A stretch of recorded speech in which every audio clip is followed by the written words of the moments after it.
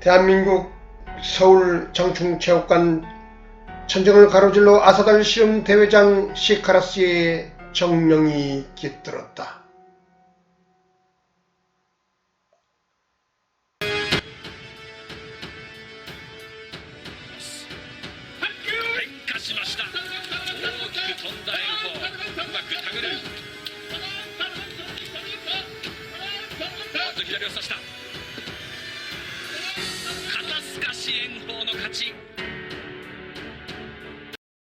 일본의 오스모테이와 더불어 통일 고려의 역사적 영혼을 일깨우고 웅들을 박동시키는 현장 아사달 실험 대회장. 대한민국을 대표하는 중국의 정치 한국내에서 최고라고 볼 수 있겠죠. 서울대 국제대학원 조영남 교수님을 모시겠습니다.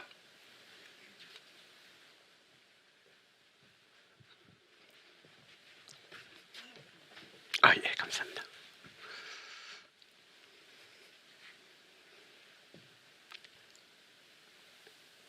예, 안녕하세요. 방금 소개를 받은 조영남이라고 합니다. 예, 유상철 소장님께서 아주 거창하게 소개해 주셨는데요. 예, 그 정도는 아니고요. 예, 제가 강의를 준비하면서 보니까 그 시진핑 정부가 막 출범했던 2013년 무렵에 제가 이 자리에서 앞으로 시진핑 정부 어떻게 될 것인가에 대한 강의를 했더라고요. 시진핑 리더십과 중국의 꿈이라는. 근데 참 공교롭게 시진핑 정부가 10년을 끝내가는 이 시점에서 다시 시진핑 정부를 평가하는 강의를 하게 됐습니다. 우연의 일치일 수도 있고요. 또 아주 그 최종일 학술원의 아주 배려 깊은 계획이라고 생각되고요. 그래서 이렇게 제가 공부한 내용을 나눌 수 있게 돼서 기쁘게 생각합니다. 예, 그러면 오늘 준비한 내용을 시작하도록 하겠습니다. 그 올해가 중국 공산당 100주년이고요. 동시에 시진핑 정부가 출범한 지 약 10년 정도 되는데요. 그 중국 공산당 100년과 시진핑 정부를 평가하려면 어려움이 있습니다. 뭐가 어려운 거냐? 이 빛과 그림자를 같이 봐야 된다는 거예요. 먼저 이 빛을 보면 그 중국은 우리도 큰 나라지만 중국도 만만치 않거든요. 그런데 어쨌든 49년 이후 지금까지 정치안정과 국가를 통합했다는 건 대단한 성과입니다. 왜? 안 그런 나라가 많이 있죠. 우리가 알다시피 소련, 유고슬라비아, 체코슬로바키아 다 분해됐고요. 내지는 해체됐고, 반면에 중국은 그렇지 않다라는 겁니다. 거기다 특히 개혁개방 40년은 상당합니다. 제가 저 몇 개 통계를 내놨는데, 예를 들어서 78년도에 1978 막 개혁개방을 시작할 때 200달러도 안 됐습니다. 1인당 국민소득이. 그런데 그게 $10,000가 넘었고요. 그리고 국내 총생산은 그 2,000달러도 안 됐는데 2,000억 달러도 안 돼 지금은 14조 7천억 달러, 거의 100배를 증가했습니다. 이거를 그 다른 나라, 비슷한 규모를 가진 다른 나라와 비교하면, 예를 들어 인도의 경우 있잖아요. 1인당 국민소득이 40년 전에 비슷했는데 지금은 2,000달러밖에 안 되고요. GDP도 3조 달러가 안 됩니다. 다 중국의 5분의 1밖에 안 되는 상황입니다. 반면에 그림자도 만만치 않죠. 제가 역사적 과오라고 해서 3개를 적어놨는데, 뭐 대학진운동, 문화대혁명,天安문 사건. 그 중에서 예를 들어 대학진운동 같은 경우 지금도 중국 내에서는 연구를 자유롭게 할 수가 없습니다. 왜 그러냐? 저 대학진운동 3년이 끝나고 나서 1960년서부터 62년까지 엄청난 대재앙이 왔습니다. 학자들이 추산하기에 아무리 적게 봐도 3천만 명, 많이 보는 사람은 4,500만 명의 비정상적인 사망이 있습니다. 굶어 죽었거나 병으로 죽었다는 얘기예요. 그거에 대해서 중국 정부는 이제 허심탄회하게 얘기한 적 없습니다. 다 뭐 기후니 뭐 어쩌 이런 핑계를 대고 있죠. 또 그 밑에 보면 여전한 문제가 많이 있습니다. 아까 제가 뭐 40년의 성과를 얘기했지만 그것 못지않게 뭐 4대 격차, 환경 파괴, 소수민족 탄압 문제, 민주화 요구 탄압 문제, 거기다가 중국 국내가 아니라 외교적으로는 문제가 되는, 그걸 이제 학자들은 보통 강경한 외교라고 표현합니다. 이러면서 지금 나타난 현상이 제가 이따 보여드릴 텐데요. 전 세계 선진국에서 중국에 대한 호감도가 매우 떨어집니다. 가장 극단적인 형태가 일본 같은 데서는 일본 국민의 90%가 중국 싫다예요. 한국은 어느 정도인지 아세요? 네, 75%입니다. 그런데 문제는 중국에서는 주로 공산당 100년을 평가하라고 하면 앞에 것만 얘기합니다. 빛만 얘기해요. 반면에 중국 바깥에서는 주로 얘기하려면 이 그림자만 얘기합니다. 근데 학자의 입장에서는 그렇게 해서는 건 완전한 평가가 될 수가 없고요. 이 두 가지를 종합해서 평가하려는 시도를 합니다. 그래서 저는 기본적으로 현재적 관점에서 네 가지 측면에서 중국 공산당 100년과 시진핑 정부 10년을 한번 보려고 합니다. 이게 현재의 중국을 보는데 가장 중요하다고 생각하기 때문입니다. 그 첫 번째가 그 공산당과 국민의 관계의 문제입니다. 무슨 얘기냐? 국민이 공산당을 싫어하면 공산당 통치는 이어질 수가 없습니다. 이걸 이름하여 통치 정통성 문제라고 하고요.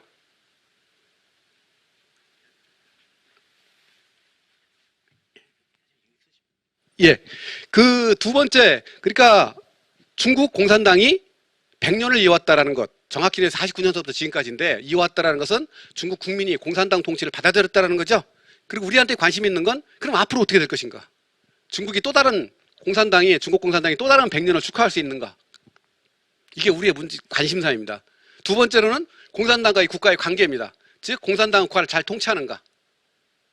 세 번째로는 이데올로기 내지는 통치 이념이라고 상관없습니다. 과연 중국을 지금 통치하고 있는 주된 이념이 시진핑 사상. 참고로요. 중국에서는 시진핑 사상이라는 표현을 안 씁니다. 시진핑 신시대 중국 특색 사회주의 사상인데 우리 학자들은 말이 너무 길어갖고 그래서 어쩔 수 없이 그냥 인용부하고 저렇게 쓰니까요. 이해해 주시길 바랍니다. 과연 시진핑 사상은 공산당을 통합하고 국민을 설득할 수 있는가? 마지막으로는 이제 엘리트 정치. 우리 혹시 이 강의원을 지금 시청하고 계신 우리 유튜버들이나 우리 학생들은 가장 관심 있는 게 저거겠죠. 내년 20차 공산당 당대에 있는데 시진핑은 계속 권력을 유지할 것인가? 아니면 권력 교체 일어날 것인가? 이런 네 가지 측면에서 한번 평가해 보려고 합니다. 그런데 그걸 하기 전에 여기 보시면 우리 사회에서는 중국에 대한 관심이 많이 떨어졌는데요. 다행스러운 학계에서는 그렇지 않습니다. 중국 공산당 100주년을 맞아갖고요. 중국을 대표하는 학술지, 국내 세계 학술지에서 전부 특집보를 실어놓았어요. 사실 제가 수줍음도 많이 타고 공부도 좀 부족한데 오늘 나오게 된 건 그거예요. 우리 학자들은 진지하게 고민하고 연구하는데 우리 사회의 중국에 대한 이해도랑 관심도 너무 떨어진다라는 거예요. 그래서 우리 저를 포함한 학자들이 공부한 또 뭐 중국 영소 같은 중앙일보 이런 데 같이 고민하고 있는 내용을 한번 공유해보자. 그래서 그런 용기를 내서 나온 거고요. 그래서 혹시 우리 관심 있는 학생들은 저건 인터넷에서 쉽게 찾아볼 수 있거든요. 한번 좀 역사적으로 중국 공산당이 100년이 어떻게 변했는지 정치, 경제, 사회, 문화, 예술 방면 어떻게 바뀌어왔는지를 관심 있는 학생들은 저걸 보시면 좋을 것 같습니다. 예, 그래서 그 전에 일부 공부하신 분들은 그 중국 공산당에 대해서 잘 알지만 또 일부 분들 잘 모르세요. 그래서 중국 공산당에 대한 이해가 없는 상태에서 제가 그냥 갑자기 중국 공산당 이랬다 저랬다 얘기하면 좀 그럴 것 같아서 제 강의의 3분의 1 정도를 중국 공산당에 대한 좀 기초 이해를 높이는 데 좀 할당을 했습니다. 핵심은 그거예요. 제가 가장 궁금해하는, 사실 제가 올 8월 말에 책 2권을 초고를 다 끝냈거든요. 그래서 내년 9월에 출간하려고 이제 지금 1년 동안 검토를 하는데 제 질문은 그거예요. 공산당이 도대체 어떻게 통치하는 거지? 어떻게 했길래 일당제를 유지하면서 경제 성장을 할 수 있지? 바로 그겁니다. 그걸 저는 공산당 영도체제라고 부르는데요. 그걸 간단히만 말씀드리려고 합니다. 그래서 중국과 같은 정치체제를 흔히는 뭐 공산당 일당제, 공산당 독재체제 이렇게 하지만 이제 학계에서 가장 많이 쓰는 개념은 당국가체제라는 겁니다. 한마디로 말해서 중국은 공산당이 통치하는 국가라는 거예요. 권위주의 국가라고 해도 종류가 다릅니다. 예를 들어서 군사 쿠데타를 통해 집권하면 군부 독재체제라고 보통 부릅니다. 옛날에 필리핀의 마르코스 대통령이 집권할 때는 개인 독재체제라고 불려요. 예를 들어서 필리핀의 마르코스 대통령이 집권할 때 그 무슨 정당이었는지 기억하세요? 저 같은 학자도 기억 못해요. 또 우리나라 70년대 박정희 정권이라고 기억하는 사람이 있어도 외국인 중에서 박정희 저 대통령이 어느 정당 소속이었는지 몰라요. 그런 건 다 개인 독재 체제입니다. 반면에 중국은 공산당 체제예요. 그래서 저 같은 사람은 사실 시진핑 개인, 장점인 후진타오 그런 사람보다는 저는 당에 집중합니다. 그런 체제를 당국가 체제라고 부르고요. 그걸 그냥 줄여서 공산당 영도 체제라고 저는 명명을 하는데요. 제가 쓰는 말은 저 세 가지 뜻입니다. 첫째, 중국에서는요, 공산당이 국가보다도 권위가 있습니다. 그 이유는 혁명국가이기 때문에 그래요. 그래서 공산당은 1921년에 만들어졌고, 인민해방군은 27년에 만들어졌고, 그리고 그게 성공해서 국가가 만들어진 이런 체제입니다. 두 번째, 공산당과 국가가 결합되어 있어요. 인적으로도 결합되어 있고 조직적으로도 결합되어 있습니다. 그래서 중국에서 공산당 지도자는 곧 국가 지도자입니다. 대부분. 마지막으로 실제 정치에서 공산당이 국가를 영도할 뿐만 아니라 또한 대체까지 합니다. 이게 당국가 체제입니다. 제 말로는 공산당 영도 체제고요. 그리고 이걸 보장하기 위해서 이렇게 헌법, 공산당의 헌법인 당원이 있고요. 그 다음에 국가 헌법이 있는데 거기에 명확히 규정해 놓고 있습니다. 참고로 중국에서 공산당이 국가보다도 권위가 있듯이 공산당원과 당정 간부들한테는 헌법보다 저 당원이 더 권위가 있습니다. 거기에 보면 그렇게 규정돼 있어요. 공산당은 국가주석이라든지 전국인민대표대회, 그 다음에 최고인민법원 등등 국가기관과 사회단체, 국유기업을 영도한다 이렇게 돼 있어요. 그런데 절대로 영도한다는 표현이 있어요. 그게 뭐냐? 절대로 복종해야 되는 두 가지입니다. 하나는 무장기구, 인민 무장경찰부대뿐만 아니라 인민해방군은 공산당이 절대 용도한다는 표현을 쓰고 있어요. 그 다음에 정법기관이라 그래서 우리 식으로 하면 경찰, 검찰, 법원 이런 데도 절대 용도하는 겁니다. 이렇게 해서 당장에 저런 규정이 있고요. 헌법에도 규정이 되어 있습니다. 헌법에는 중국에 있는 전국인민대표대회는요. 입법기관이 아닙니다. 입법, 감독, 정책, 인사 네 가지의 권한을 갖고 있는 국가 최고 권력기관이라고 규정되어 있습니다. 그래서 이 전국인대는 국가기관을 선출도 하고 감독도 할 뿐만 아니라 여러 가지 사회단체, 정당들을 다 법률 강도부터 합니다. 근데 동시에 헌법에 무슨 규정이 되어 있느냐? 공산당도 동시에 국가를 영도한다고 되어 있어요. 이처럼 헌법과 공산당의 헌법인 당원의 공이 공산당의 영도를 규정하고 있습니다. 예. 따라서 공산당이 중국을 통치하는 것은 합법적인 겁니다. 합법적인 게 불법이 아니에요. 문제는 이러한 법적 규정이 현실적으로 제대로 작동이 되느냐는 거예요. 많은 권위주의 체제, 독재 체제는 법률은 아름다운데 현실은 그게 아니죠. 그럼 중국에서 저게 어떻게 구현이 되느냐는 거죠. 그래서 저는 그거를 공산당 통제 기제를 통해서 실현된다라고 얘기합니다. 이제 컨트롤 메커니즘이죠. 이제 이게 제가 두 번째 책 중에 두 번째 나오는 주로 분석하는 얘기인데 제가 분석해 보니까 공산당 영도 체제 내지는 당국가 체제는 저 5개의 기둥으로 받쳐지고 있습니다. 첫 번째가 인사 통제고요. 두 번째가 조직 통제고요. 세 번째가 사상 통제고 네 번째가 무력 통제. 마지막이 경제 통제입니다. 하나하나 간단하게만 말씀드리겠습니다. 이게 가장 중요한 게 이겁니다. 이거는 중국에서 시작된 게 아니라요. 러시아에서 시작된 겁니다. 그래서 저걸 레닌주의의 핵심 원칙이라고 그럽니다. 공산당만이 간부를 관리할 수 있다. 당간 간부 원칙입니다. 그래서 공산당만이 간부를 임명하고 교육 훈련하고 그 다음에 평가하고 감독합니다. 그리고 누구를 관리할지에 대해서는 중앙서부터 있잖아요. 그 기층까지 리스트가 다 있습니다.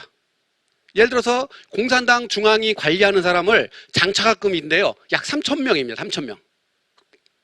예를 들어서 대학 중에서도 중앙이 관리하는 대학들이 있어요. 30몇 개 대학. 북경대학교, 청와대학 다 들어가 있습니다. 거기 총장이나 당서기는 공산당 중앙이 인사권을 갖고 있습니다. 베이징시는 역시 그 밑에 또 갖고 있고 층층이 돼 있어 중국에서 중요한 당정기관뿐만 아니라 국유기업, 사회단체, 공공기관의 중요한 직위는 다 공산당의 통제를 벗어날 수가 없습니다. 따라서 중국의 민주화를 다른 식으로 표현하면 뭐냐면요. 공산당이 갖고 있는 저 인사권을 국민한테 돌려주는 게 민주화입니다. 예, 돌려주겠어요? 안 돌려주겠죠. 두 번째 조직 통제는 뭐냐? 공산당이 국가와 사회를 통제할 때 저 네 가지 조직을 거미줄처럼 치고 있습니다. 가장 기본 조직이 공산당 위원이라고 해서요. 중앙서부터 지방까지 다 있습니다. 그래서 중앙에 있는 공산당 위원회를 공산당 중앙위원이라고 부르는 거예요. 그리고 지방도 다 있습니다. 이건 한번 혹시 들어보신 적 있으실 거예요. 2주 전에 끝난 게 바로 공산당 중앙위원회 회의예요. 그리고 공산당 당조라는 게 있는데 저건 뭐냐면요. 공산당 밖에 있는 국가기관, 국유기업, 인민단체, 공공기관 중에서 중요한 곳에는 별도의 공산당 중앙의 파견기관 성격으로 당조라는 걸 만듭니다. 아마 저건 처음 들어보신 분들이 많을 텐데 예를 들어서 국무원, 중국의 중앙정부 국무원이라고 부르는데요. 헌법상 국무원은 공산당의 하부기관이 아니기 때문에 공산당이 말을 들을 필요가 없어요. 그런데 국무원은 공산당 중앙의 명령에 따릅니다. 왜 가능하느냐? 첫째는 인사권을 공산당이 행사하기 때문에 두 번째로는 저 당도 때문에 그래서 당조. 당조가 구성이 돼 있어 갖고요. 국무원 총리, 부총리, 그 다음에 국무위원들만 구성되어 있습니다. 그리고 거기서 국무원의 중요한 인사 문제와 정책은 다 결정하고요. 중요한 건 결정하기 전에 공산당 중앙에 사전에 보고해서 허락을 받아야 할 수 있는 겁니다. 국유기업도 마찬가지예요. 따라서 법적으로는 공산당 하부기관이 아니지만 실제로 저렇게 되는 겁니다. 그 다음에 영도소주라는 게 있는데요. 저것도 좀 낯설죠? 예, 저거 가장 비슷한 우리나라에 있는 국가 조직을 하나 들라면 뭐냐면요. NSC라고 혹시 들어보셨어요? 국가안전보장회의. 북한에서 무슨 핵실험한다든지 이러면 갑자기 청와대에서 NSC가 소집됐다고 그래요. 예, 대통령이 위장이고요, 의장이고 국무총리 뭐 이런 분들이 참여하는 거예요. 중국에는요 그런 게 중앙, 성, 그 다음에 시, 현까지 다 있어요. 다 있는데 현대 지금 공산당 중에 가면 저런 게 36개가 만들어져 있어요. 그래서 외교 분야에만 4개의 영도소주가 있어요. 그 영도소주를 통해서 공산당이 공산당, 정부, 군 다 통솔하는 겁니다. 그 다음에 기층조직 들어보셨죠? 공산당은 3명 이상 있으면 만들어집니다. 중국에 지금 몇 개가 있는데 저게 중국의 공식 통계에 따르면 480만 개가 있습니다. 저 4개가, 저 4가지 조직으로 내서 공산당이 통치할 수 있는 거고요. 사실은 저 인사통제와 조직통제 2개만 갖고 돼요.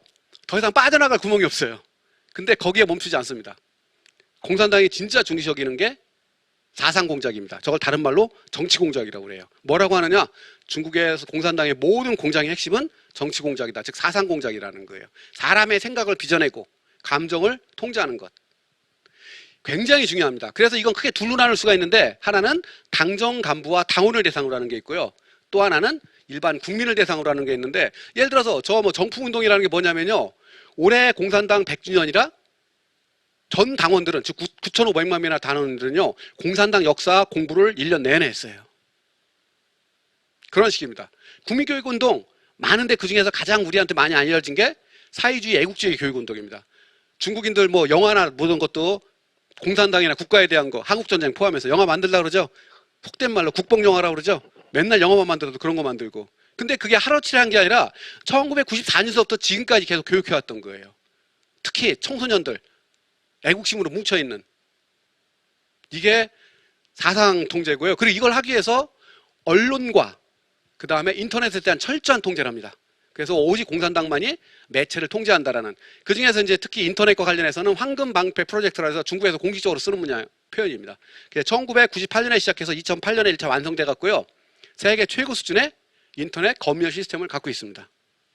예. 다음으로 이제 무력 통제. 이 앞에 3가지 있잖아요. 제가 지금 말씀드린 이 3가지 통제를 저는 소프트 컨트롤이라고 불러요. 부드러운 통제예요. 법과 제도를 통해서. 근데 만약 이게 작동을 안 하면 어떻게 될까요? 그 다음에는 힘이 동원이 되는 거죠. 그게 바로 무력 통제입니다. 그래서 중국에서는 그 군사력을 총대라고 부릅니다. 장간즈. 총대라는 뜻이에요. 그 다음에 정복기관, 우리 식으로 하면 사법기관인데 뭐라고 부르느냐? 그 따오빠즈, 칼잡이라고 불러요. 무시무시한 얘기죠. 법원이 중국에서 저 칼이에요, 칼. 시진핑도 저런 표현 써요. 무슨 얘기냐냐? 저런 칼잡이는 반드시 당의 수중에 있어야 된다. 그런 표현을 씁니다. 그래서 저 인민군, 인민해방군, 인민무장경찰부터 저건 우리 전투경찰입니다. 그리고 정복기관 이런 것들은요 공산당의 절대 용도를 받는 겁니다. 그래서 중국의 인민해방군은 국가의 군대가 아니라 당의 군대입니다. 유사시에 저게 출동하죠. 우리가 알고 있는 것은 1989년 천안문 민주화운동 때 군이 출동했습니다. 지금은 군은 출동 안 하고요. 다 인민무장경찰부대. 복장은 군인 복장이라 그러는데 군이 아닙니다. 경찰이고요. 그 다음에 이제 경제통제. 많은 분들이 경제통제를 잘 모르시는데 굉장히 중요합니다. 특히 개혁기에는. 그래서 시진핑 주석도 틈만 나면 그런 얘기예요. 국유기업 문제는 경제 효율성의 문제 이런 거 아니다. 정치 원칙의 문제라는 뜻입니다. 그게 무슨 뜻이에요? 공산당의 생사 존망과 관련된 문제라는 거예요. 그럼 왜 중국에서 저 경제 통제가 필요하냐? 크게 3가지 이유인데요. 처음에는 뭐냐면 중국은 1978년에 개혁 개방을 시작할 때 있잖아요.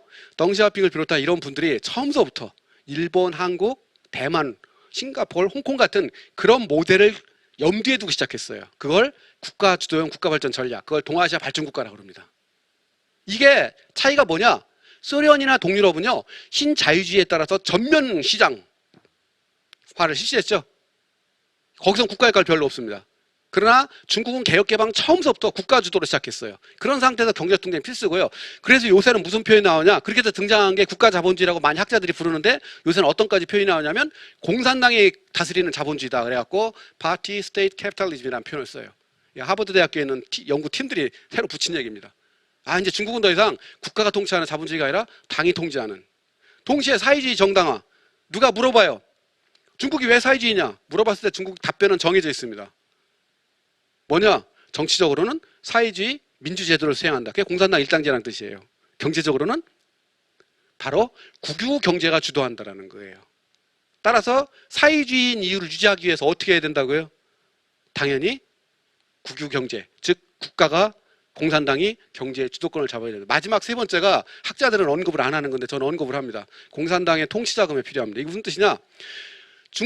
대만이 있죠. 타이완이 2000년도에 국민당에서 민주당으로 정권 교체가 됐습니다.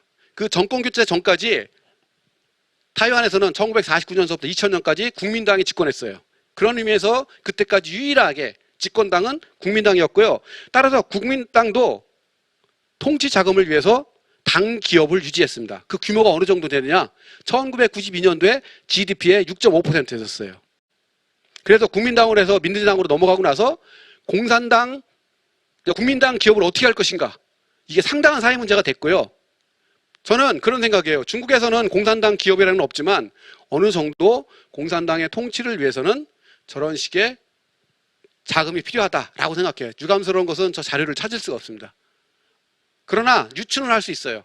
저 막대한 돈이 어디서 나올 것인가. 이제 그걸 보여주는 통계를 제가 재미있는 걸 갖고 왔는데요.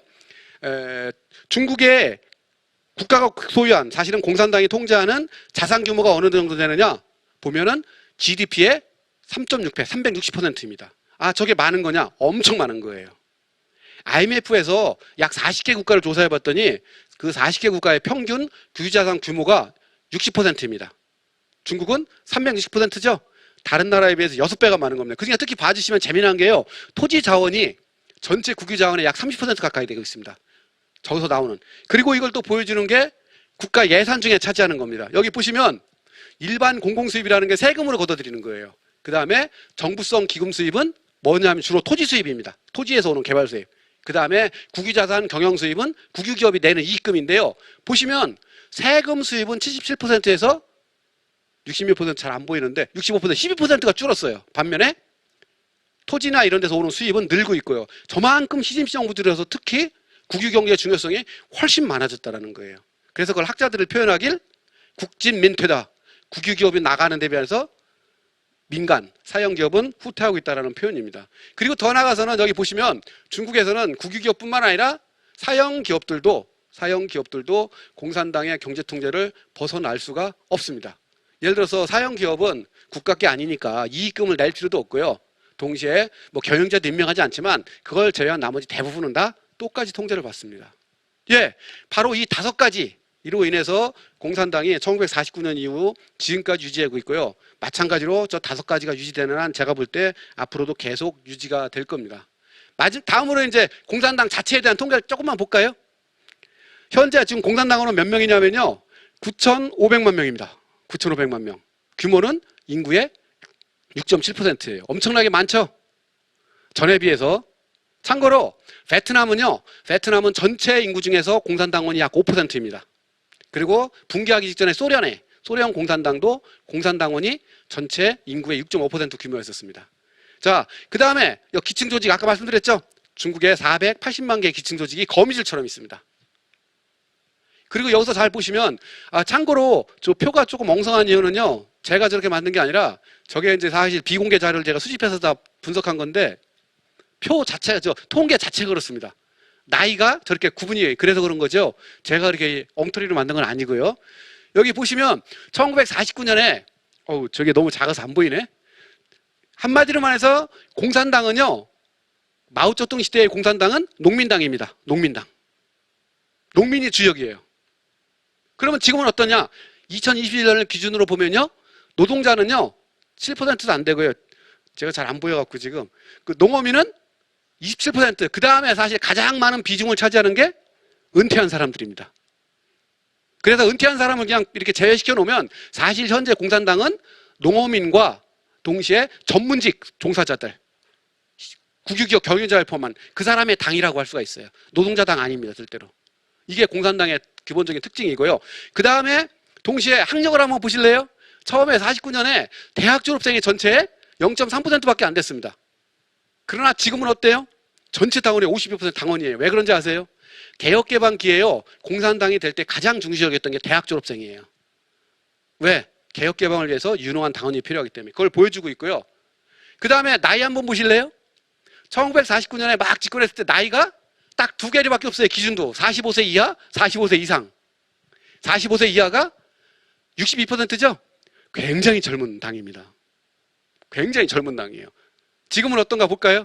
2021년에 딱 보면 68세, 61세 이상이죠. 61세 이상이 가장 많고요. 그 다음에 46세 이상이 그 다음이고, 그 다음에 이제 35세 이하가 있습니다. 그래서 제가 볼 때 나이는 비교적 이렇게 균형이 맞는 것 같아요. 그래서 이것도 다른 말로 하면 중국 공산당은 굉장히 젊은 당에서 좀 중년의 당, 노년의 당이라고는 할 수가 없어도 최소한 중년 이상의 당으로 바뀌어왔다라고 볼 수가 있습니다. 그 다음에 관심 있는 게 그거죠. 공산당은 누가 입당하는가? 한마디로 말해서 공산당에 입당하는 사람은 선진분자입니다. 저는 그걸 엘리트라고 표현해요. 그래서 중국 공산당은요, 제 식으로 표현하면 중국 각계각층의 상위 7%의 엘리트들이 모인 이익결사체라 이렇게 부릅니다. 이게 우리나라 정당과 다른 거예요. 그러면 입당하려면 얼마나 걸리느냐? 아무리 빨라도 입당하는데요, 2년 6개월 걸려요. 보통 3년 걸립니다. 그럼 얼마나 많은 사람이 입당하는 거냐? 제가 이게 통계를 낸 거예요. 저기 보시면 매년 입당하겠다고 2021년은 예외예요. 왜 그러냐면요, 2021년은 2020년과 21년을 합쳐놓은 거예요. 그래서 많은 거예요. 2년치라. 그 전에는 그러면 어떠냐면 보통 2천만 명이 매년 지원을 해요. 공산당 되겠다. 그러면 1차로 뭘 하느냐? 그 중에서 괜찮다라고 하는 사람을 1차로 뽑아요. 그걸 적극분자라고 표현합니다. 2천만 명에서 보기에 900만 명 선으로 확 줄죠? 그 다음에 그 중에서 다시 1년을 교육을 시켜서 예비당원 전 단계인 발전당원으로 확정해요. 거기서 또 확 줍니다. 그러고 나서 발전당원 중에서 다시 예비당원을 선정하고요. 예비당원을 1년 동안 또 교육시켜서 정식당원으로 갑니다. 그래서 그 비율을 보면은요, 맨 오른쪽 비율을 보시면 되는데, 신청자 중에서 예비당원으로 되는 사람이 10% 선밖에 안 돼요. 그렇게 생각하시면 됩니다. 중국에서는요, 매년 2천만 명이 공산당원이 되겠다고 신청을 하지만 정작 공산당원이 되는 사람은 10%밖에 안 된다. 200만 명도 안 돼요. 그 정도로 치열한 겁니다. 공산당 되기가, 당원 되기가 쉽지가 않아요. 그 마지막으로 그 다음에 그렇게 된 공산당원은 뭐 하냐? 아주 열심인 종교 신자 생각하면 됩니다. 평상시에 자기 직업 갖고 있다가요. 아까 그걸 안 보여드렸구나. 여기 공산당 그 직업 분포 중에서요, 뭘 보시면 되느냐면 2001년도에 그 당정기관이 777만 명이 있죠? 이게 뭐 하는 사람이냐면요, 공산당 당원 중에서 공산당 국가기관에 근무한 우리 식으로 하면 공무원들입니다. 그러면 전체의 공산당원의 8%예요. 그럼 무슨 얘기냐? 공산당원의 92%는 당정기관이 아니라 자기 업무하면서 공산당원이라는 정치신분을 갖고 있는 겁니다. 나머지 8%는 당정기관에서 일을 하는 겁니다.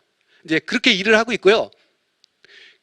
그리고 바로 그럼 나머지 92%는 뭘 하느냐? 제가 저기 써 있는 거 합니다. 그래서 매달 최소한 한두 번, 매 분기마다 한 번 이상, 매년 한 번 이상 합니다. 그럼 이걸 다 계산해 보니까 대략 1년에 최소한 20일 이상은 당활동에 매진해야 돼요. 뭐 열심히 신자들은 뭐 일주일에 2번씩도 교회 나가고 그러니까요. 뭐 그거에 비하면 그렇게 엄격한 건 아닙니다. 예, 마지막으로 이제 시진핑 정부 들어와서 강화되고 있는 반부패 정책, 그걸 보시면 통계에서도 드러납니다. 부패 사건이 2013년에 계속 증가하고 있죠. 근데 재미난 것은 2018년 시진핑 집권 2기를 시작하는데 그때는 떨어지기 시작합니다. 지금 현재 그렇게 반부패 정책을 세게 안 하고 있습니다. 예, 처벌도 마찬가지입니다. 예, 이렇게 해서 간단히 보여드렸습니다. 요게 이제 제가 오늘 강의할 거에 3분의 1. 중국 공산당. 이제 이거의 키포인트는 저걸 보시고 나시면, 아, 이거 공산당이 어떤 집단이라는 게 좀 감이 오셔야 됩니다. 예, 참고로 이제 제가 8월 말에 내년에 출간할 책, 그 2권짜리 책을 다 끝내고 그 아들놈한테 한번 읽어달라고 그랬어요. 하도 그냥 자식 뺀질거리고 돌아만 다녀갖고 아르바이트 시켰어요. 그래서 시간당 10,000원. 그래서 내가 얼마나 읽었는지 계산하고 달라.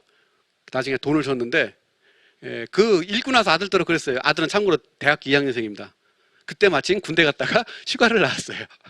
휴가를 나와 있는데 아버지가 붙들어가고 공부시켰어요. 대신 전 분명 알바비 줬어요. 그것도 아주 후하게. 아들이 읽고 나서 뭐라는 줄 알아요? 쳤소가며, 아, 공산당 안 망할 것 같대요. 그 2권짜리 다 합치면 굉장한 분량인데 공산당 안 망할 것 같대요. 왜 그렇게 생각하느냐 하면서 저 쭉 설명하더라고요. 그래서 그때 느꼈어요. 아, 내가 그래도 저기 책은 제대로 썼구나. 예, 쉽게 망할 것 같지 않습니다. 제 결론도. 예, 잠깐 좀 쉬어가는 타임으로 개인 얘기를 했고요. 예, 그 다음에 이제 그럼 본론으로 들어가죠. 공산당 100년과 시진핑 정부 10년. 저는 어떻게 보는가. 참고로 이 얘기는 제 얘기지 우리 학계의 얘기는 아닙니다. 당연히 최경원 학술원 얘기 아니고요. 순전히 제 얘기입니다. 참고해서요. 맨 먼저 가장 관심 있는 게 국민들은 공산당 통치를 받아들이는가? 이 문제를 한번 볼까요? 사실은 2000년대를 넘어오면요. 전 세계에 무슨 현상이 멋들어지느냐면 민주주의 후퇴 현상이 벌어집니다. 전 세계에서 다. 민주주의가 다 후퇴하고요. 쉽게 표현하면 그런 거예요. 민주주의가 밥 먹여주느냐는 거예요. 대신 어떤 현상이 나타나냐면요. 정치적으로 강한 리더십을 원해요. 스트롱맨 정치가 시작됩니다. 제가 볼 때 미국의 트럼프 현상도 그것 중에 하나예요. 사실 우리나라 지금 대선도 나타나고 있어요. 대선에서도. 그냥 센 놈이 나와서 확 좀 뭘 해주길 바라요. 전 세계 공통적으로 다 그렇습니다. 사실 중국에서 나타나는 그 현상이 바로 제가 볼 때는 시진핑 현상인데 이제 그런 거에서 학자들의 연구 관점이 바뀌었어요. 어떻게 바뀌었느냐면요. 2000년 이전에 주로 연구했던 것은 어떻게 민주화를 할 것인가, 어떻게 민주주의를 공고할 것인가예요. 그 다음 어떻게 뭘로 바뀌었는지 알아요? 민주화가 됐는데 왜 나아지지가 않는가? 왜 민주화가 했는데 안 나아지는가? 그래서 나온 개념이 가버넌스라는 개념이에요. 우리 대학교 학생들은 이 말 이해하실 거예요. 통치체제가 이제 결국 민주화의 문제가 아니다. 동시에 또 하나 연구 질문이 뭐였느냐면 왜 권위주의가 안 무너지느냐는 거예요. 도대체가. 왜 안 무너지느냐. 그 대표적인 게 중국이에요. 그러면서 제기됐던 명제가 뭐냐? 권위주의는 안 무너진다. 그게 권위주의의 강건한 명제라고 그래요. 그러면서 왜 안 무너지느냐? 이제 제 식으로 표현하면 공산당 영도체제가 유지되는 것은 크게 세 가지 때문에 그래요. 하나는 어떤 학자들은 업적 정통성이라고 얘기합니다. 이건 이제 막스 베버가 한 말인데 업적이 워낙 뛰어나니까 사실 그렇거든요. 많은 사람들은 누가 대통령이 됐건 어떻게 됐건 업적만 뛰어나면 지지하는 성향이 있습니다. 뭐 중국의 업적으로 치면 말할 필요가 없죠. 두 번째로는 정치 제도화, 정치 개혁을 통해서 상당히 제도화됐고 안정화됐다라는 거예요. 제가 사실은 이제 제가 중국 연구를 이제 본격적으로 시작한 지 거의 이제 30년 조금 있으면 되는데 제가 주로 연구했던 게 저 분야입니다. 그리고 마지막으로 이데올로기, 그리고 사회주의 이념도 계속 혁신하고 동시에 육아사상이라든지 민족주의를 등장하는, 그리고 현실에서는 저 세 가지가 다 작동을 하면서 공산당 체제를 유지시켜주고 있습니다. 그게 학자들의 논의인데요. 이제 그 중에서 국민들의 저런 걸 기반으로 해서 공산당에 대한 국민의 지지율을 보여주는 게 있는데요. 제가 중국 국내에서 조사한 건 일부러 인용 안 합니다. 이건 해외에서 믿을 만한 데서 조사한 건데요. 하나가 이제 하버드 애쉬센터에서 한 건데 2003년서부터 2013년부터 10년까지 조사를 했는데 보니까 4가 매우 만족인데 계속 이어지는 게 평균 3.3이에요. 굉장히 높은 겁니다. 저게 지지율로 치면요. 거의 80% 육박하는 겁니다. 그래서 그 보고서의 결론은 뭐냐? 공산당 정권이 위기에 처하거나 도전에 직면할 가능성은 없다라는 게 그 학자들의 공통적인 결론이에요. 근데 저것만 그런 게 아니라요. 아세안 바로미터 서베이라고 해서 이것도 역시 미국에 있는 단체 및 학자들이 조사한 건데요. 동일한 결과가 나옵니다. 또 그 시진핑 정부와 관련해서는 저런 부패 척결 정책, 전면적 소강사회, 즉 절대 빈곤 해소했다라는 것, 이런 코로나19 통제에 성공했다, 이런 거로 인해서 지지율이 상당히 높습니다. 이건 시진핑 정부만 대상으로 한 건데요. 저것도 유명한 이제 그 전문 서베이 회사에서 만든 건데 보시면 2016년부터 2020년까지 중국 공산당 정부에 대한 지지도가 75에서 거의 90%까지 도달합니다. 전 세계에 있는 집권 여당 중에서 이 정도 지지도를 보이는 정당은 없습니다. 단 여기서 주의할 점이 있어요. 무슨 주의할 점이냐? 저는 국민의 70에서 80%가 신뢰하고 또 동시에 저 뭐 90%까지가 뭐 80% 지지한다, 이건 뭐 문제가 있다고 보는 거예요. 개인적으로 문제가 있다고 봐요. 무슨 문제가 있느냐? 조사가 잘못됐다고 보느냐? 그게 아니에요. 뭘 보여주느냐? 아, 중국은 권위주의 체제다. 다시 말해서 언론의 자유도 없고요. 시민사회의 활동도 없다라는 거예요. 중국이 얼마나 많은 문제가 있는데요. 중국 연구자 아니더라도 다 알아요. 그런데 중요한 건 그거예요. 그런 많은 문제가 왜 발생했고 어느 정도 심각한지를 언론이 보도를 해야 알죠. 더 나아가서는 시민사회가 자유롭게 활동하면서 부패 문제라든지 그 밖에 부조리, 비합리 이런 걸 자꾸 발굴을 해서 지적을 하고 문제 제기를 해야 돼요. 그래야 국민들이 이해하고 심각하다라고 평가하는 거예요. 근데 중국엔 그게 아예 없어요. 대신 그럼 어떠냐? 이따 제가 보여드리겠지만 공산당의 기본적인 선전 기조가 뭐냐면요. 정면 선전 위주는 그게 무슨 얘기냐? 긍정적인만 보도하라는 거예요. 중국에서 언론은 누가 그런 말해요. 중국에는 매체만이지 언론은 없다. 왜? 모든 언론 매체는 공산당의 입이에요. 특히 뭐 곧 다가올 춘절 이럴 때 있잖아요. 부정적인 거 보도하면 안 됩니다. 공산당 당대회 때 있잖아요. 긍정적인 거 해야 돼요. 이러다 보니까 중국에는 비판적인 기사도 없고요. 비판적인 문제를 제기하는 집단도 없고요. 그런 상태에서 공산당과 정부의 일방적인 홍보와 선전만 있습니다. 그게 1년, 2년, 10년, 20년 하다 보면 저런 식으로 됩니다. 따라서 다시 말씀드리면 저는 중국 국민들이 공산당을 신뢰하고 믿는 것을 저렇게 안 한다는 뜻이 아니에요. 조사가 잘못되는 뜻이 아니에요. 저런 결과 나온다는 것 자체가 잘못됐다는 겁니다. 정상적인 사회라면 저렇게 나올 수 없다고 좀 봐요. 정상적인 상태라면 대개 지지율이 5, 60% 대신 비판하는 것도 한 4, 50% 나와야 게 정상입니다. 그때도 높아요. 상당히 높은 겁니다. 어쨌든 그렇고요. 근데 더 심각한 문제는 중국인들은 시진핑 정부의 반부패 정책 있잖아요. 그거에 대해서 저렇게 높게 지지를 하는데 그럼 국제사회는 어떻게 보느냐. 그게 이제 국제투명성기구에서 했던 조사인데요. 이거는 참고로 중국의 부패가 실제로 저렇다는 게 아니라 중국 부패에 대해서 전문가들이라든지 비즈니스맨들은 어떻게 생각하느냐를 물어보는 겁니다. 그래 인식적으로 조사예요. 보실까요? 2012년에 중국이 170개 나라 중에서 80위 했어요. 2020년에 78위 했어요. 무슨 말이에요? 국제사회는 중국의 부패 문제가 개선됐다고 전혀 안 보는 거예요. 참고로 이거는 맞아요. 대개 선진국은요. 이 국제투명성기구 조사에서 있잖아요. 대개 20위권 안에 들어가요. 선진국은. 그런 의미에서 이 측면의 선진국은 아시아에서 세 나라밖에 없어요. 어디겠어요? 이미 나와 있죠. 일본, 그 다음에 홍콩, 싱가포르 셋밖에 없어요. 한국은 어림없어요. 이 기준에서 보면 어림없습니다. 20계단을 뛰어 올라가야 돼요. 중국은 시진핑 정부가 그렇게 했는데도 국제사회의 인색은 전혀 안 바뀌었어요. 저도 안 바뀌었어요. 저는 부패 문제라는 게 눌렸다고 억눌려 지금 억제됐다고 생각하지 해결됐다고 안 보기 때문에 그래요. 이건 국제사회가 지금 평가하는 거고요. 그 다음에 더 심각한 문제가 이거예요. 중국 국민들은 중국 정부에 대해서 공산당에 대해서 70에서 80%가 신뢰하고 지지하는데 국제사회는 그렇지가 않아요. 특히 퓨 리서치 센터라는 건 세계에서 가장 유명한 전문 조사기관 중에 하나인데 워낙은 개발도상국과 선진국을 같이 조사하거든요. 근데 코로나 때문에 개발도상국은 조사를 못했어요. 그래서 선진국, 한국을 포함한 선진국 14개 나라를 조사한 건데 가장 최근 통계가 이제 올 6월 31일 날 나온 건데 여길 보면 전 세계 선진국의 73%가 중국 싫다예요. 만약 우리 국민은 75%예요. 우리만 중국이 싫다라는 비율이 그렇게 나왔다면 우리 문제예요, 이거는. 근데 전 세계 선진국들이 다 저래요. 이거는 우리가 속이 좁은 게 아니에요. 가장 심각한 데는 일본인데 86%예요. 또 제가 일본에서 조사한 다른 조사를 봤거든요. 다른 조사에서는요, 일본 국민의 90%가 중국 싫다예요. 이게 심각한 겁니다. 이게 무슨 문제인지 아시죠? 국제사회, 특히 선진국은 중국에 대해 7, 80%가 싫다인데 중국 국민의 8, 90%는 중국 좋다예요. 내지 믿는다. 이 괴리가 좀 더 심화되면 무슨 일이 발생해요?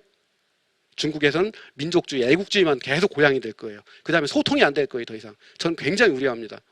사실 제가 오늘 여기서 이렇게 정말 부끄럽고 학자가 이런 데 나오는 거 별로 안 좋아하는데 하는 이유가 그거예요. 소통이 안 되는 문제를 해소해야 돼요. 예, 요게 첫 번째입니다. 두 번째, 당국과 관계. 이걸과 관련해서 있잖아요. 2000년대 중반 이후에 그 다음에 시진핑 정부 들어서서는요. 크게 두 가지 현상이 나타나고 있어요. 근데 그 중에서 중국 전문가 대부분 또 그 다음에 언론 대부분은 하나만 신경 써요. 그게 뭐냐? 이 첫 번째 현상이에요. 아마 들어보셨죠? 권력 집중 현상. 그걸 이제 저 표현은 공산당 전면정도 강화 정책. 근데 이건 시진핑 정부로 시작된 거 아니에요. 후진타오 때 이미 시작됐어요. 그게 시진핑 정부로 강화된 거예요. 그래서 어떤 식으로 권력이 집중되느냐?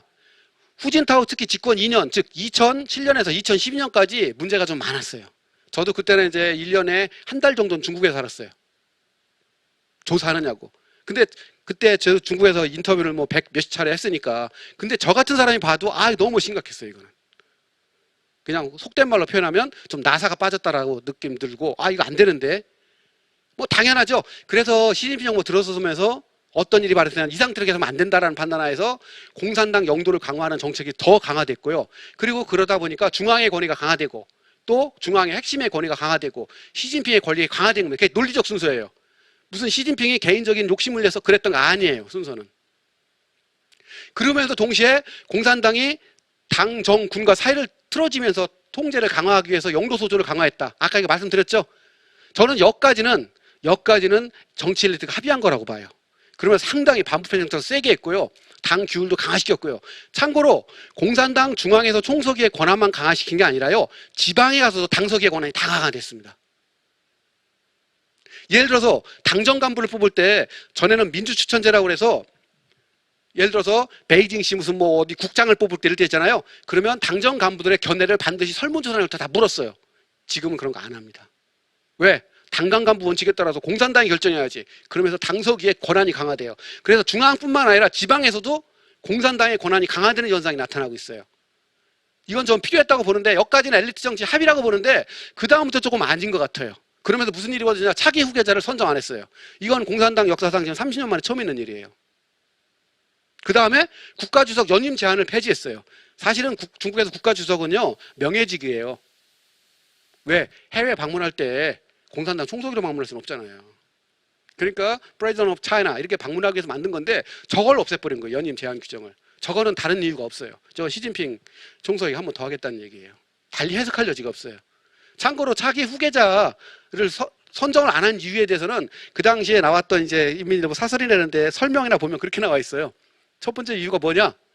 차기 후계자를 뽑아놓고 이러는 것은 너무 압력이나 이런 게 심하기 때문에 힘들더라. 두 번째로는 5년 후에 더 좋은 사람을 뽑을 수 있는 조건을 마련하는 게 필요하다. 설득력 있어 보이세요? 솔직히 저는 별 설득력 없다고 봐요. 결국 그거밖에 없어요. 좋게 해석하면 시진핑 집권 2기를 맞아서 권력 누수 현상, 레님덕을 막겠다. 왜? 새로운 후계자를 뽑아놓으면 다른 당정 간부들이 거기 눈치 안 볼까요? 볼 거라고요. 그러니까 레임덕을 막고 끝까지 자기가 주도권을 이게 좋게 해석하면 그게, 나쁘게 해석하면 확실히 한 번 더 하겠다. 전 두 가지 생각이 다 있었다고 봐요. 이러면서 그 다음에 이제 시진핑 개인 숭배가 2018년에 약화됐다가 2019년에 상당히 강화됐어요. 전당에 걸친 학습. 뭐 핵심 내용은 그거예요. 시진핑 총석의 당 중앙 핵심 지휘를 옹호한다. 그 다음에 시진핑 사석으로 전 당원과 전 지식을 무장한다. 이런 지시가 계속 나오고 계속 학습운동 벌어지고, 특히 올해는 공산당원과 일반 국민을 상대로 한 시진핑 사상과 그 다음에 신시대. 신시대가 뭐냐? 저는 거기에 동의하지 않는데 시진핑 집권기를 신시대라고 불러요. 중국에서. 그거에 대한 업적을 평가하는 거에 엄청나게 하고 있어요. 아, 이거는 과연 중국 엘리트들이 합의한 걸까? 라는 위기심을 가져. 이런 걸 이름하여 우리는 다 하는데, 특히 학자인 저 같은 사람은요, 이 중에서 뭘 주로 주목하느냐면 영도 소조 정치 이런 걸 주목하는 거예요. 이게 왜 중요하냐면요, 적의 강화가 돼버리면 무슨 일이 벌어지느냐, 기존에 있었던 공산당의 공식 조직들, 예를 들어서 정치국이라든지 정치국 상무위원회, 그 다음에 국무원, 전국인민대표 이런 것들이 껍데기로 바뀔 수가 있어요. 즉 여태까지의 중국 정치 제도화가 껍데기로 갈 수가 있어요. 한번 보여드리면, 시진핑 정부 들어서서 18차 당대회에 확 늘어버렸어요. 지금 현재 중국에 있는 국무원에 있거나 공산당에 있는 중앙에 있는 영도 소조의 3분의 1은 시진핑 때 만든 거예요, 다. 그럼 이게 어떤 거냐? 한번 이거 보실래요? 조금 좀 복잡해 보이는데 그렇게 복잡하지 않아요. 맨 위에 정치국 상무위원이라고 그랬죠? 이게 이제 중국의 최고 권력기관입니다. 실질적으로 7명이 돼 있어요. 시진핑 총석이 포함해서 7명이 있고요. 그 다음에 그 맨 밑에 있는 게 공산당, 국무원, 중앙군사위원회, 전국인민대표제 해갖고 실무 부서들이에요. 그죠? 예를 들어서 외교 관련해서 외교부도 있고요. 국무원에서는 국방부도 있고, 국가안전부도 있고, 상무부도 있고, 신화통신도 다 이래 외교물 다 처리해요. 공산당에서는 대외연락부, 그 다음에 선전부, 통일전선부가 외교물 다 담당해요. 문제는 뭐냐? 정치국 상무위원과 당정에 있는 외교 관련 실무 부서들이 다이렉트로 연결될 수는 없어요. 왜? 너무 많으니까. 그래서 그 중간에 전체를 묶어주는 영도소주가 필요하다고 그랬죠? 그래서 외교 관련 영도소주가 4개가 있어요. 가장 큰 게 국가안전위원회, 그 다음에 외사공작위원회, 그 다음에 대만공작 영도소주, 홍콩마카오 공작 이제 조정소조. 이 중에서 3개가 시진핑 총서기가 책임자입니다. 그리고 시진핑 시두에 들어와서 영도수지의 지위가 높아졌어요. 정책 결정까지 여기서 해버립니다. 이제 그러면서 제가 조사를 해보니까 현재 중앙에만 36개가 있고요. 그 중에서 맨 밑에 오르는 저기 35번이라고 제가 빨간 거로 표시해놨는데, 저게 뭐냐면요, 올해 새로 만든 영도소주예요. 공산당 창당 100주년을 맞아서 전 당원이 학습하도록 만드는 태스크포스. 그 중에서 시진핑이 10개의 영도소주 조장입니다. 그래서 현재 시진핑이 갖고 있는 공식 타이틀만 14개예요.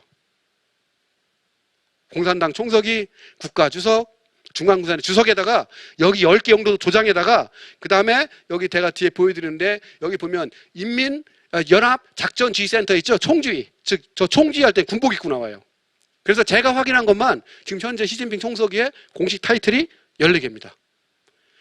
그리고 이제 군도 마찬가지예요. 군도 워낙은 2016년 이전에는 중앙군사위원회, 저기에 이제 주석이 시진핑 총석이고요. 그 밑에 이제 총정지부 총참모부, 총정치부 이렇게 하고 사총부라고 있어요. 저긴 다 현역 장성들입니다. 그 밑에 이렇게 돼 있는데 문제는 뭐냐?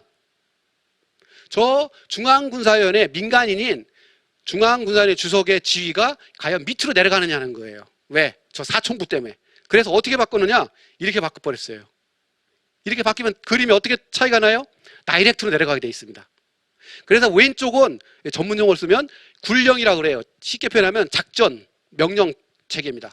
그래서 중앙군사위원회 주석인 시진핑 주석의 그 명령이 동시에 연합작전지휘센터의 총지의 신분으로서 유사시에는 군을 통솔할 수가 있어요. 군 최고 그 사령관으로서. 우리나라 대통령처럼 군 통수권자로서. 그 다음에 오른쪽 거는 군정이라고 불러요. 이 군정이라고 부르는 건 뭐냐면 군의 일반적 행정 업무예요. 역시 저런 식으로 6대 군종으로 내려갈 수가 있습니다. 이게 지금 현재 2016년에 중국이 시작한 군사개혁의 핵심 내용이고요. 당연히 저 군사개혁을 딱 시작하는 순간 저를 포함한 중국 전문가들은 다 뭐라고 평가했는지 알아요? 아, 시진핑 총서기가 2020년 공산당 20차 당대 이후에 중앙군사 주석을 한 번 더 할 거다라고 평가했어요. 그 이유는 간단해요. 왜요? 중앙군사의 주석은요, 나이 제한도 없고요, 연임 제한도 없어요. 그래서 한 번 더 해도 아무 문제가 없어요. 그리고 저거는 제가 볼 때 시진핑 총서기만 할 수 있어요. 예, 그렇습니다. 이걸 이름하여 통칭하여 이제 권력 집중이라고 그러는데 또 하나 잊지 말아야 될 게 저겁니다. 제가 볼 때는 의법칙을 강화했던 정치 제도화가 굉장히 강화됐어요. 하나만 보여드릴게요. 이건 이제 제가 썼던 책에 나오는 건데 중국 공산당이 1980년대, 90년대, 2000년 동안 공산당 당규를 몇 개를 만들었느냐? 80년대 10년 동안 74개를 제정하거나 수정을 했어요. 1990년대에는 177개를 제정하거나 수정했어요. 그런데 여기 보실래요? 당규 제정 수정을 보면 시진핑 정부 들어서는 2018년 1년 동안만 74건을 제정하거나 수정했어요. 이게 무슨 뜻이에요? 1980년대 10년 동안 했던 걸 1년 동안 했다는 거예요. 무슨 얘기냐? 법과 제도를 정비하기 위해서 무지하게 노력한다는 거예요. 근데 많은 사람들이 이걸 무시해버려요. 근데 이렇게 무시하면 안 됩니다. 이게 왜 중요하냐면요. 저걸 무시해버리면 현재 중국 정부에 대해서 공산당 체제에 대해서 오판할 수가 있어요. 어떤 오판이냐? 공산당이 강화되고 시진핑 권력이 강화되고 개인 독재, 정치 혼란 이런 공식으로 가는데 저건 잘못됐던 거라고 봐요. 저렇지가 않아요. 왜? 마오쩌둥 때는 저렇게 갔어요. 그러나 현재 시진핑은 그렇지 않고요. 이제 그런 의미에서 정치 권력 집중과 정치 제도화가 병행되면서 효율성이 나타나고 있는 거예요. 중국 공산당 10년 동안, 시진핑 10년 동안에 여러 가지, 예를 들어 코로나19 대응이라든지 여러 가지 면에서 효율성이 나타나는 게 저 두 가지 때문입니다. 이 두 가지를 같이 봐야 됩니다. 그런 측면에서 본다면 현재 공산당의 국가 통치 체제가 문제만 있는 건 아닙니다. 이데올로기, 이것도 간단합니다. 별로 어렵지 않아요. 예, 이데올로기는요, 중국에서는 중요합니다. 왜 공산당의 권력을 잡아야 되는지를 정당화시켜주고 있고요. 또 왜 공산당의 평가를 어떻게 해야 되는지에 목적과 기준을 제시해주고요. 또 국민의 지지와 동의를 획득하는 데 굉장히 중요한 역할을 합니다. 그리고 현재 중국에서 가장 중요한 것은 시진핑 사상입니다. 다시 말씀드리지만 저 원래는 시진핑 신시대 중국 특색 사회주의 사상인데요. 그걸 줄여서 저렇게 부른다고 그랬어요. 이거 굉장히 중요합니다. 저 특징이 뭐냐? 제가 분석해 보니까요. 저 시진핑 사상은 마오쩌둥 사상과 동사핑 이런 거 같은 범주예요. 무슨 뜻이냐? 전체에 대한 국가 전략, 공산당 전략, 목표 이런 걸 제시한 종합적 이데올로기예요. 반면에 그 전에 제기했던 장쩌민의 상계대표 중요사상이나 후진타오의 과학적 발전과는요 부분적인 거예요. 그 차원이 다른 거예요. 그리고 또 미래지향적인 거예요. 즉 앞으로 일어날 일에 대한 비전을 제시해서 인정을 받은 거예요. 이게 이제 한계예요. 과연 미래에도 저 지도 이념으로 남을 것인가? 그러나 어쨌든 최소한 지금까지는 제가 볼 때 시진핑 사상이라는 걸 통해서 당내 엘리트들의 합의와 국민의 지지를 얻는 데는 성공한 것처럼 보여요. 단 이게 앞으로도 지속될 것인가? 이건 아무도 장담할 수 없어요. 왜 그렇겠어요? 이루어놓은 일이 아니라 앞으로 뭘 하겠다는 걸 제시함으로써 한 거기 때문에 성과를 이루면 정당하게 평가받겠지만 성과를 이루지 못하면 폐기될 가능성도 있어요. 두고 봐야죠. 예, 마지막으로 이제 정치 엘리트. 참고로 저는 학자로서 중국의 엘리트 체제를 이렇게 크게 세 개로 분석합니다. 결론을 말씀드리면. 그래서 중국에 존재했던 엘리트 지배체제는요, 이렇게 세 가지가 있어요. 하나가 1인 지배체제, 두 번째가 원로 지배체제, 세 번째가 집단 지배체제예요. 근데 이 중에서 원로 지배체제는요, 과도기 체제예요. 이게 무슨 말이냐? 덩샤오핑과 천인 등 혁명 원로들이 워낙은 자연스럽게 은퇴를 했어야 되는데 문화대혁명 10년 동안 숙청을 당하면서 나갔다가 다시 들어와서 복권되면서 과도기로 있었던 시대예요. 그러니까 앞으로 원로지배체제가 등장할 가능성은 없어요. 그래서 노멀한 정치체제, 정상적인 정치체제는 1인 지배체제 아니면 집단지배체제 둘 중에 하나예요. 그런데 저걸 그냥 하는 게 아니에요. 예를 들어서 시진핑 총서기가 내년 공산 24 당대회에 권력을 사면임한다, 세 번째 연임한다. 그럼 1인 지배냐? 그렇지 않아요. 언론은 그렇게 보고 그렇게 평가할지 몰라도 일반인들은 저는 그렇게 안 봐요. 왜 그러냐? 저 세 가지 기준에 따라서 저는 봐야 된다고 주장하는 사람이에요. 첫째가 권력의 근원이 어디 있고 집중도가 어느 정도인지, 두 번째 권력 행사 방식이 어떤지, 또 공산당 총서기와 나머지 정치국 상무위원 지도자 간의 관계가 어떠냐는 겁니다. 특히 저도 중요한 게 권력원인데 무슨 얘기냐? 마오쩌둥과 덩시아핑 같은 사람들은요, 그 사람들이 권력을 행사하는 것은 어떤 제도에 기반한 게 아니라 카리스마적 리더십에 기반한 거예요. 반면에 장쩌민, 후진타오, 시진핑은요, 총석이라는 직위, 국가주석이라는 직위에 올라갔기 때문에 그렇게 된 거예요. 이거는 비교할 수가 없습니다. 그래서 저는 일반인들, 특히 언론에서 이제 그런 보도들에 가장 이건 문제가 심각하다고 느낀 게 그런 표현들이에요. 시진핑이 덩시아핑의 권력을 능가해서 마오쩌둥에 버금간다. 이런 표현은 정말로 심각하게 왜곡하는 겁니다. 왜? 비교할 수 없는 걸 비교한 거예요. 예를 들어서 덩시아핑이 1992년에 1월 달에 남쪽을 돌아다니면서 개혁개방해야 된다는 이야기를 했다고 있어요. 그걸 남승강화라고 표현하는데, 그때 덩시아핑의 신문이 뭐였느냐? 평당원이었어요. 근데 그때 무슨 얘기까지 하느냐? 중국 내부에서 발표 안 됐던 내부 얘기입니다. 무슨 얘기까지 그때 덩시아핑이 대놓고 얘기했느냐면, 중앙에 있는 동지들이 계속 이렇게 하면 교체할 수도 있다는 얘기까지 했었어요. 일반 평당원인데 공산당 총서기부터 정치국 지도부들을 가를 수도 있다는 얘기를 할 수가 있어요. 이게 권력이에요. 권위고. 마오쩌둥은 말할 필요도 없어요. 마오쩌둥은요, 1958년도부터는 정치국이나 정치국 상무위원회 거의 안 들어갔어요. 거기서 결정한 걸 다 무시할 수도 있었어요. 왜? 그 사람들의 권위는 제도에서 오는 게 아니에요. 반면에 시진핑이나 이런 그 이후의 세대들은요, 모든 게 직위에서 오는 거예요. 아까 제가 확인한 것만 시진핑 총서기의 공식 조회 14개라고 그랬죠? 타이틀이 많다고 그랬죠? 그건 무슨 뜻이에요? 그 사람의 타이틀은 그 직위를 가져야 생기는 거예요. 전지전능한 권력을 갖는 게 아니에요. 그걸 보여주는 거예요. 타이틀이 많다고 해서 권력이 많은 게 아니에요. 이제 그런 의미에서 저는 솔직히 말하면 마오쩌둥 시대와 같은 1인 지배는 쉽지 않다, 앞으로. 그래서 마오쩌둥 같은 사람은 당을 버스트한 저는 황제라고 불러요. 굉장히 다른 차이입니다. 그리고 마오쩌둥과 다른 지도자들의 관계를 보면 주종관계예요. 이거는 군신관계예요. 예, 이 집단 지도자라는 게 뭐냐면요, 학자들이 관찰해 보니까 두 가지 문제가 생긴 거예요. 장쩌민 이후에 무슨 현상이 나타나느냐? 하나가 평화롭게 권력이 교체되는 거예요. 이건 중국 역사에 있지 않았던 얘기예요. 마오쩌둥 시대는 말할 것도 없고요. 덩시아오핑 시대의 권력 승계에도 굉장한 혼란이 있었어요. 근데 장쩌민 이후 시기에는 저런 일이 벌어지는 거예요. 이거 왜 이러지? 두 번째는 또 무슨 일이 있었느냐? 권력 공고화. 즉 장쩌민, 후진타오, 시진핑이 총서기를 물려받고 난 다음부터 총서기 역할을 하는 거예요. 그전에는 못했어요. 화거봉이라는 사람도 시각했고요. 마오의 후계자였는데 후야오방, 자오지양도 그랬어요. 이것도 새로운 현상이에요. 이걸 관찰한 결과 학자들은 무슨 평가를 했느냐? 엘리트 정치에 새로운 현상이 나타나고 있다. 그걸 두 가지를 정리했을 때, 첫 번째가 권력 분점이라는 거예요. 즉 더 이상 한 사람이 모든 권력을 다 갖는 게 아니라 여러 기관의 책임자들, 동시에 여러 정치 세력들이 권력을 나눠 갖는 겁니다. 그러다 보니까 장쩌민 시대도 그렇고 후진타오 시대도 그렇고 권력이 저렇게 분산되는 현상가 나타납니다. 이게 첫 번째예요. 두 번째로는 당내 민주주의죠. 협의와 타협을 통해서 중요한 문제가 다 처리가 됩니다. 이건 전하고 완전히 다른 거예요. 전에는 원로 시대에는요, 덩시아핑을 비롯한 8대 원로들이 주요한 문제를 처리했어요. 마오쩌둥 시대에는 마오가 주요한 문제를 다 처리했어요. 그래서 그 시대는 1인 지배체제다, 원로 지배체제라고 할 때, 지금은 그렇지가 않아요. 공산당 정치국, 그 다음에 공산당 정치국 상무위원회에서 절차에 따라서 협의하고 타협해서 처리합니다. 그래서 이걸 보고서 당내 민주라고 표현해요. 이게 바로 집단지도체제입니다. 다시 정리하면 집단지도체제란 권력이 분점된 체제, 동시에 당내 민주를 통해서 문제를 처리하는 체제입니다. 그런데 문제는 이게 하나가 아니라는 거예요. 제가 분석을 해보니까 권력 집중도에 따라서요, 두 가지 형태가 있을 수가 있어요. 원칙적으로는요, 법상으로는 공산당 총서기와 그 다음에 나머지 정치국 상무위원의 관계가 평등해요. 이게 이제 제가 보여드린 건데 이건 중국에서 1987년에 내부적으로 정한 규칙이에요. 이건 외부로 공개되지 않은 규칙이에요. 그 중에서 극히 일부만 2019년에 공개가 됐어요. 근데 2017년부터 이미 실행되고 있던 1987년 실행됐던 건데 거기 보면 총서기의 권한은요.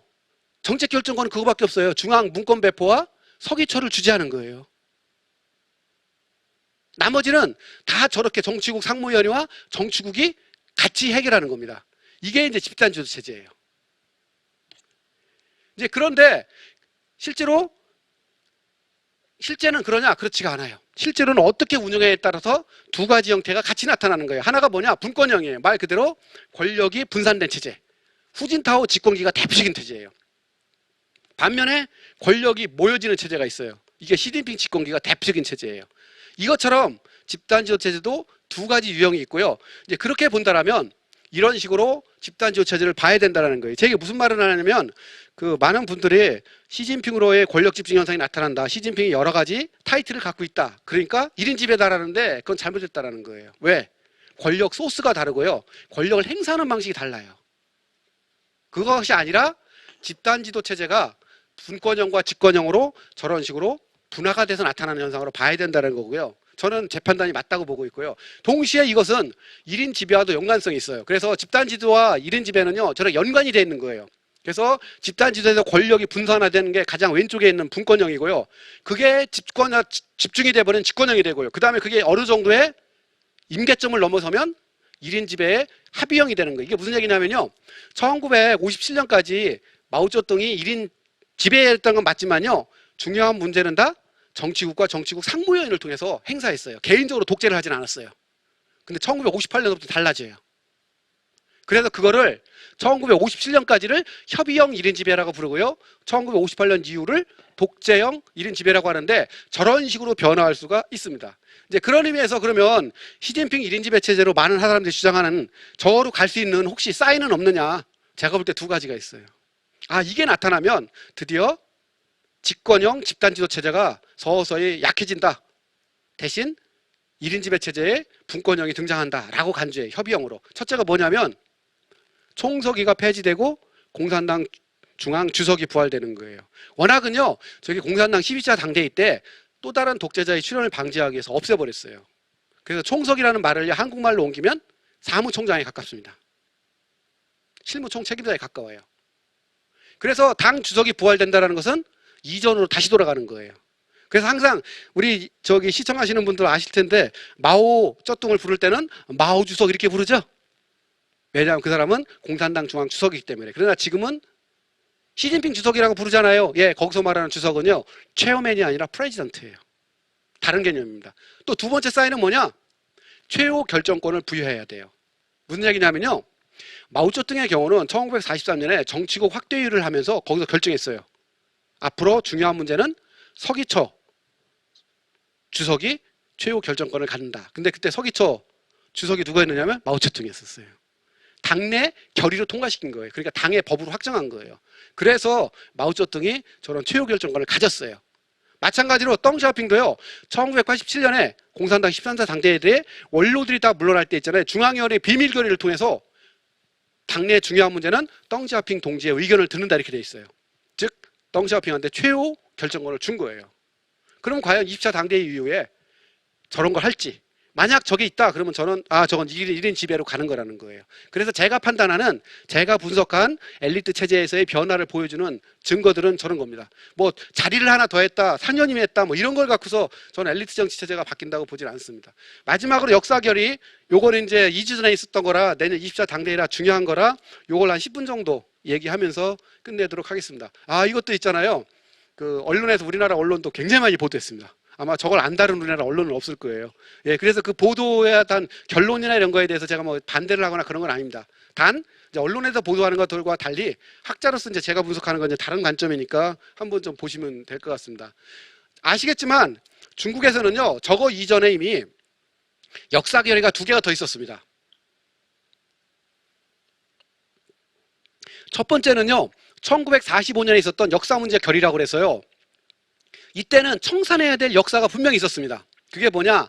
왕밍이라는 사람이 이제 소련 유학파를 대명사인데 이 사람들이 했던 좌경노선이라고 그래요. 뭐 좌경노선을 딴 게 아니라 도시 노동자 계급을 중심으로 해서 폭동을 하거나 도시를 중심으로 한 혁명운동을 얘기하는 거예요. 이제 그거를 통해서 진짜 공산당이 괴멸적인 타격을 입었어요, 실제로. 이제 그것 때문에 결국은 강서 소비에트로 연안으로 도망가기까지 하는데 1944년에 이제 그런 일이 있었는데요.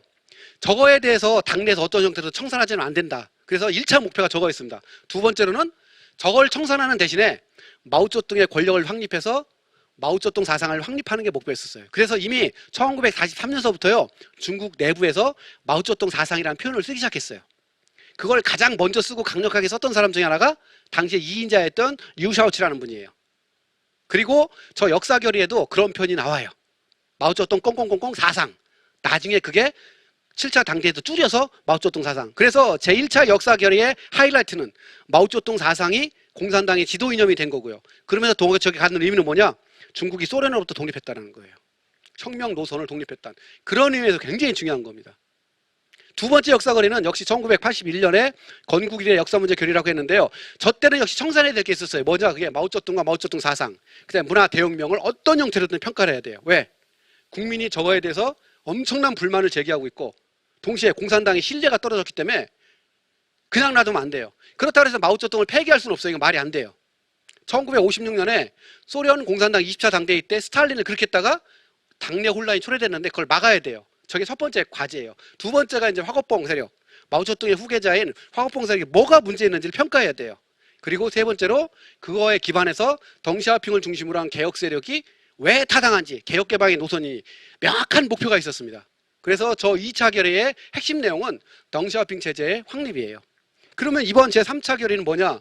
이제 뭐 신문에서 많이 썼는데 저는 그때 아무 말 안 하다가 제가 구할 수 있는 모든 자료는 다 봤어요. 다 봤고 그 결론은 뭐냐? 아, 이번에 제 3차 역사 결의의 목적은 딱 하나다. 내년 공산당 20차 당대회 때 시진핑을 중심으로 한 5세대 정치 지도자에서 그 6세대 정치 지도자로 권력을 옮기지 않는다. 즉 권력 교체 없다. 라는 걸 공식화시킨 거라고 저는 보고 있어요. 제가 읽은 결론이에요. 그래서 우선 작성 배경을 보면은요, 저는 그래서 보는데 시진핑의 권력 연임을 정당화하고 공식화하는 게 핵심 내용이 아니라고 저는 보고 있어요. 여기서 말하는 정당화는 무슨 뜻이냐면 왜 연임을 계속 해야 되는지를 이론적으로 논리적으로 설명하는 거예요. 두 번째로 공식화라는 것은 당내 절차를 통해서 확정하는 거죠. 저게 왜 중요하냐면 당내 통치 엘리트가 합의한다라는 거예요. 동시에 올 1년 동안 중국 공산당원들 9,500만 명이 당사 학습운동을 벌였다고 그랬잖아요. 같이 저런 내용을 학습했던 거예요. 그래서 전당적인 지지를 얻은 거예요. 그래서 저 두 가지를 위해서 한 거고요. 이거는 이제 시진핑 총서기가 제시한 세 가지 지침을 보면 금방 알아요. 첫 번째 지침이 뭐냐? 중대한 성과와 역사적 경험을 집중한다. 즉 쟁점을 평가하는 게 아니다라는 거예요. 천안문 사건 재평가하는 것도 아니고요. 문화대혁명도 아니고. 그러니까 아예 그건 들어있지도 않아요. 업적을 중심으로 얘기하는 거예요. 두 번째, 신시대가 평가의 중점이에요. 왜 신시대가 평가의 중점이냐? 이전 건 다 했다라는 거예요. 제1차 역사 결의와 제2차 역사 결의를 통해서 이미 다 했다. 또 개혁개방 20주년 기념식, 개혁개방 30주년 기념식을 통해서 이전 걸 다 했는데 뭘 또 하냐? 그러니까 이거에 중점으로 하자라는 거예요. 그러면 저 두 가지를 묶으면 무슨 일이 돼요? 신시대, 즉 시진핑 집정 시기의 중대한 성과와 역사적 경험을 찬양하는데, 하이라이트 하는데 중점을 둘 수밖에 없는 겁니다. 그러다 보니까 역사 결의 내용의 50%가 저 내용이 되는 거예요. 저건 이상한 게 아니라 저런 지침에 따라서 당연한 결론이에요. 이제 그래서 특징을 보면 신시대 시기군이에요. 그래서 이번에 역사 결의도 그렇고 이렇게 해요. 중국의 공산당 100년의 역사를 저렇게 넷으로 나눠요. 그래서 2012년 시진핑 집권기가 신시대라고 해서 병렬로 4 중에 하나예요. 4분의 1이에요. 이건 학계에서 평가하는 거랑 완전히 달라요. 학계는 저렇게 안 봐요. 그럼 학계는 어떻게 보느냐? 사회주의 혁명기 마오쩌둥 시기 개혁개방 시기 이렇게 보고요. 개혁개방 시기를 다시 덩시아핑 시기와 덩시아핑 이후 시기 포스트 피리어드 이렇게 봐요. 그리고 시진핑 시기는 덩시아핑 이후 시기의 하나예요. 단지. 근데 저렇게 놔버렸어요. 이건 무슨 뜻이에요? 신시기가 무지하게 중요하다는 거죠. 두 번째, 그러면서 신시기가 왜 중요한지를 재차 강조하고 있어요. 5가지 이유로. 근데 저 5가지 이유를 가만히 살펴보면 저건 실현된 게 아니라 앞으로 실현할 거예요. 그러니까 저 같은 학자들의 입장에서 보면은 이건 객관적인 근거가 아닌데 도대체 시대 구분을 하는 객관적인 근거냐 이게. 근데 뭐 의의는 없다고 할 수 있는데 정치적으로는 저렇게 할 수 있어요. 그런데 학술적으로는 도저히 동의할 수가 없어요. 저는 저걸 보면서 이 신시대라는 걸 봉기할 수가 없고, 그 다음에 시진핑 사상이 왜 중요한지를 10가지로 또 저렇게 설명을 해요.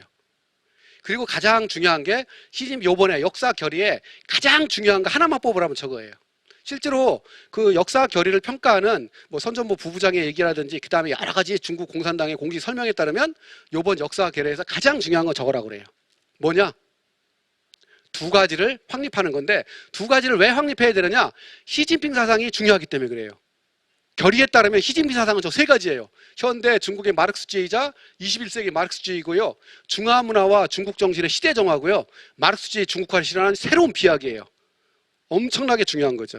따라서 저러한 중요한 것을 만든 사람이 바로 시진핑이에요. 그래서 뭐라고 해놨느냐? 그 결의에 보면 시진핑 동지는 시진핑 사상의 주요 창립자다 이렇게 돼 있어요.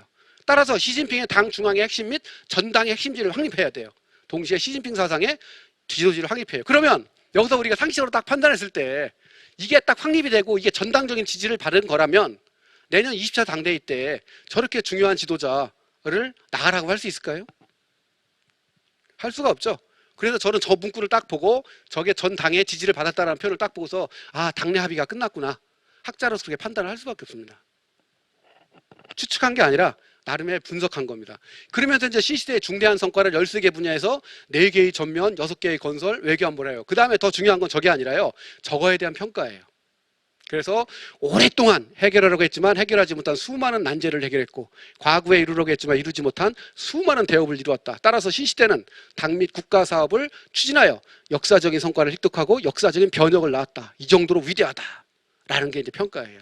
따라서 저는 제3차 역사 결의를 한 줄로 평가한다면 시진핑을 위한 시진핑의 권력, 연임, 정당화, 문건이라고 전 정리를 합니다. 이게 정치를 보는 사람이 좋을 수도 있어요. 뭐가 좋은 거예요? 권력의 불확실성을 없앴어요. 내년엔 권력 승계 안 일어날 거다. 그러나 다른 면에서는 여러 가지 숙제, 과제를 제기했습니다. 예, 이렇게 해서 제가 준비한 내용을요, 약 1시간 5분 동안 발표를 했습니다. 나머지는 이제 잠시 자리를 바꿔서 우리 이제 유상철 소장님과 함께 대담을 하면서 그 우리 시청하신 여러분들이 제기한 질문에 답변을 드리도록 하겠습니다. 예, 1시간 동안 잘 들어주셔서 감사합니다. 잠시 후에 뵙겠습니다.